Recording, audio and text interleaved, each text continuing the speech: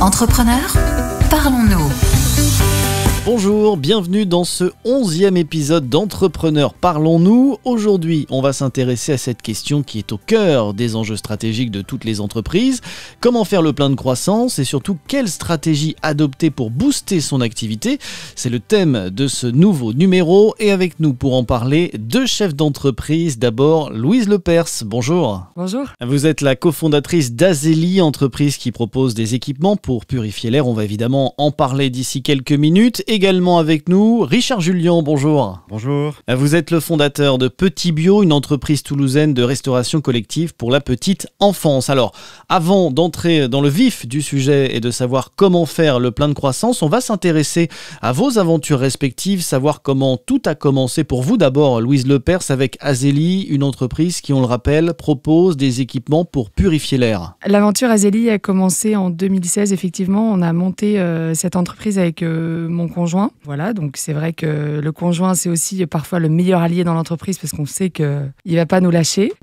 Et on l'a monté dans un contexte où, en fait, on se rendait compte que au niveau de l'utilisation du matériel, on allait un petit peu changer les usages. On voyait vraiment l'avènement du Airbnb, l'avènement des voitures qu'on peut utiliser à la demande.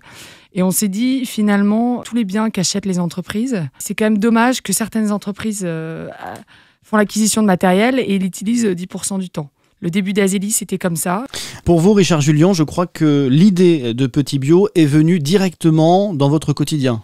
Cette aventure est née en tant que jeune parent en 2015 et c'est grâce à ma fille que je déposais en crèche et face au constat et aux crispations, frustrations que j'avais au quotidien de voir les menus et la qualité des repas qui étaient servis pour ma fille et que ça ne correspondait pas à notre projet de parents, eh bien il y a eu cette frustration-là qui est montée et en échangeant avec les structures, j'ai vu qu'il y avait une frustration partagée par les structures de la petite enfance, les crèches, et l'envie m'est venue de creuser cette piste-là avec un ensemble de structures de crèches sur la région toulousaine pour voir s'il y avait un besoin, une envie et quelles étaient leurs doléances du moment en tout cas.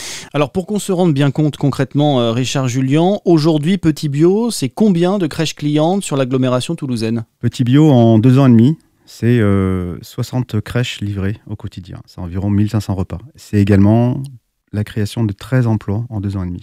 Louise Lepers, concernant Azeli, votre entreprise s'est beaucoup développée depuis sa création. Au départ, vous proposiez uniquement des purificateurs d'air aux établissements de santé. Et depuis, dans le sillage de la crise sanitaire, eh bien, vous avez développé une gamme spécifique au grand public, c'est-à-dire qu'on retrouve vos équipements dans les salles de sport, les salles de classe, les restaurants, les bureaux, bref, un petit peu partout. En termes de chiffre d'affaires, en 2020, comment ça s'est traduit cette évolution? En termes de chiffre d'affaires, alors depuis 2016 et je dirais jusqu'à 2020, on était une petite start-up, on faisait autour de 50 000 euros de chiffre d'affaires par an, donc on avait quand même beaucoup plus d'investissement que de gains, mais on faisait de l'investissement parce qu'on voulait continuer et percer. On va dire que le chiffre d'affaires, il a fait x10. Voilà. L'année 2021, c'est plus compliqué parce qu'en fait, effectivement, il y a eu un effet Covid où tout le monde l'offre s'est vraiment très concentrée, il y a eu un peu un pic d'activité. Aujourd'hui, on sent qu'il y a de l'attentisme et qu'il y a, on ne sait pas tellement à quelle sauce on va être mangé, s'il va y avoir une 3e vague, si le Covid va se transformer. Donc voilà. Alors l'enjeu désormais pour vos entreprises respectives, Louise Lepers et Richard Jullian, c'est bien évidemment de développer votre activité et ça passe forcément par un plan d'action pour la croissance. Et à ce titre, eh bien, vous avez participé à l'été 2021 au premier Booster Camp organisé par le réseau Entreprendre Occitanie-Garonne. On rappelle le principe, des chefs d'entreprise adhérents du réseau qui se mettent au service des entrepreneurs pendant une journée avec un objectif, gagner du temps sur la réflexion et l'anticipation. Richard Jullian, déjà dites-nous pourquoi vous avez souhaité participer à ce Booster Camp. J'ai souhaité participer à ce Booster Camp parce que déjà premièrement, je suis accompagné et suivi par le réseau Entreprendre déjà depuis 3 ans. Déjà premièrement. Deuxièmement parce que on arrivait à une phase de développement ou de questionnement au niveau de la société qui demandait, nécessitait d'avoir un appui, un retour extérieur, un peu comme une sorte de conseil du surveillance et autres dans les grandes structures sociétés. Nous, on avait besoin d'être challengé, d'être écouté, conseillé par d'autres experts ou en tout cas entrepreneurs. Vous étiez dans quel état d'esprit avant de participer à ce Booster Camp? Impatient. pas du tout de pression, mais très très impatient parce que j'avais énormément de sujets à aborder avec les personnes qui allaient pouvoir me booster justement. Et donc on a abordé cet atelier de manière très qualitative et très bienveillante également. Mais... Alors justement, racontez-nous cette expérience, ce Booster Camp. Ça se passe sur une journée, c'est ça ? Ça se passe effectivement sur une journée. On a commencé donc à 17h le jour 1 et on a terminé à 17h le lendemain, avec une petite pause entre 23h30 et 7h du matin pour dormir un peu. Et donc, il se passe une première journée où on va déjà s'échauffer, se rencontrer avec les 10 chefs d'entreprise ou partenaires financiers qui vont donc bien analyser, appréhender, apprécier le contexte, les perspectives possibles, les contraintes, les leviers de la société et du projet et du porteur de projet, et du dirigeant actuel plutôt même, pour ensuite bien analyser, bien comprendre les problématiques et les besoins de l'entrepreneur. Et dans la deuxième partie, donc dans le second temps, le lendemain, dès 7h30 du matin, on reprend et on travaille donc le plan d'action en partant de la raison d'être, de comment est-ce qu'on va s'y prendre, qu'est-ce qu'on va proposer et identifier le scénario, le plan d'action et les stratégies qui correspondent pour mener à bien et atteindre les objectifs qui ont été retenus. Louise Lepers, comment vous avez vécu ce premier Booster Camp ? Enfin, moi, j'ai trouvé ça extraordinaire parce que j'ai trouvé ça très bienveillant. Déjà, en arrivant, on avait, il y avait pas mal d'ambiance et puis on était tout de suite mis dans le bain avec, on avait quand même une dizaine de personnes dans notre groupe. On avait quelqu'un qui structurait le temps dans notre groupe. Donc, c'était très bien organisé tout en ayant c'était pas très conventionnel, si vous voulez. Donc, par exemple, quand on est arrivé, on nous a dit, voilà, il y a quelqu'un du domaine du cirque qui va vous faire quelques petites activités que vous appreniez à vous connaître. Et donc, tout de suite, c'est vrai que ça a mis une certaine, une détente. On s'est tous dit, voilà, on n'est pas là non plus pour chacun l'un l'autre se vendre nos services ou c'est pas du tout l'esprit, quoi. L'esprit, c'était plus d'être à l'écoute de notre problématique et de comprendre. Donc, parfois, c'est vrai qu'on nous avait prévenus, on nous avait dit, voilà, peut-être que vous n'allez pas dormir cette nuit parce que vous allez parler jusqu'à 6h du matin, pourquoi vous avez fait ça, comment on pourrait faire ça, etc. Mais voilà, donc, et beaucoup de bienveillance et en même temps, une certaine...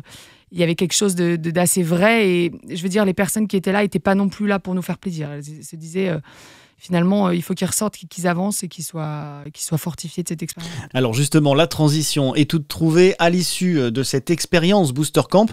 Vous êtes reparti avec quel plan d'action, Richard Julien ? Alors, un plan d'action relativement simple qui consiste à consolider aujourd'hui la société pour que je puisse... on est vraiment dans cette phase-là, vraiment de... On a passé la première dans la société, 2 ans et demi de démarrage. Maintenant, ça y est, c'est parti. On commence à avoir un rythme. Il faut consolider, déléguer, vraiment me donner de l'altitude et de la hauteur en tant que dirigeant. Et aujourd'hui, je suis encore beaucoup trop dans le quotidien et dans le travail de l'opérationnel. Donc vraiment, la priorité du plan d'action, c'était tu structures, tu recrutes pour vraiment te mettre dans une posture de développeur et de pilote. Et pour vous alors, Louise Lepers, quel plan d'action après ce Booster Camp ? Alors, c'est un plan de croissance sur 1 an. Avec plusieurs étapes à faire mois par mois et à commencer par mettre les priorités. Donc, du coup, c'est vrai que le premier mois, il y avait pas mal de boulot pour déjà identifier les besoins, voir qui fait quoi, voilà. Et puis, petit à petit, dans les 3 mois qui suivent, sortir un business plan bien costaud, pouvoir aller chercher de l'argent.